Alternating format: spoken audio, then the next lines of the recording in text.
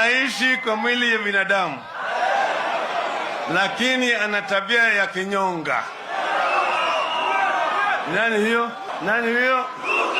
Mmeshindwa. Mnipate mimi mji basi.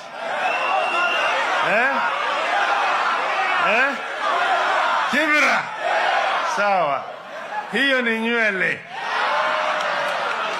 Si unajua wasiwasi wa nywele? Akiwa kwa kichwa inaitwa nywele. Akiteremka hapa inaitwa nyuzi. Lakini bado ni nywele. Akiingia kwa macho hapa inaitwa kope. Bado ni nywele. Akiteremka hapa inaitwa shurubu. Lakini bado ni nini?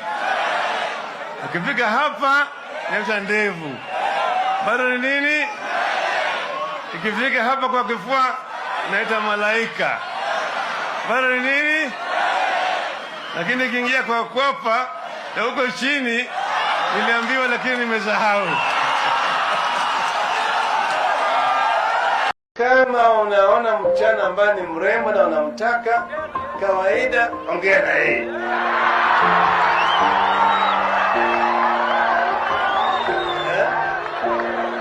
Umtongoze.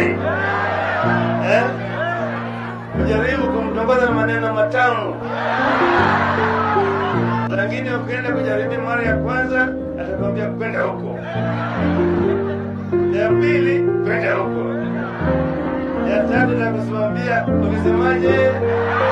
Mwanangu jali haina kinga. Asaini hapo ni Mola Mwenyezi. Ilinguruma likoni ikatiririka. Walipasinja wote walifilia baharini. Tuliona hayo kwa herini.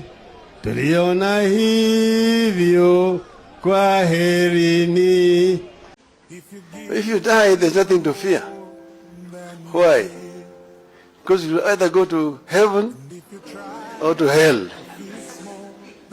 If you go to heaven, there's nothing to worry about. You'll be okay. Even if you go to hell, there's nothing to worry about. You'll find so many of your friends.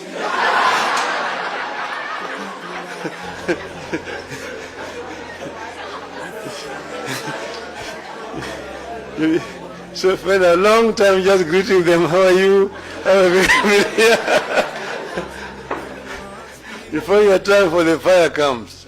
So therefore, don't fear. You have nothing to fear as Kenyans. We will succeed in the long run. Na nimetengenezwa vizuri, hata nimeona umeangalia makucha na kule chini kwa miguu wamenipamba vizuri.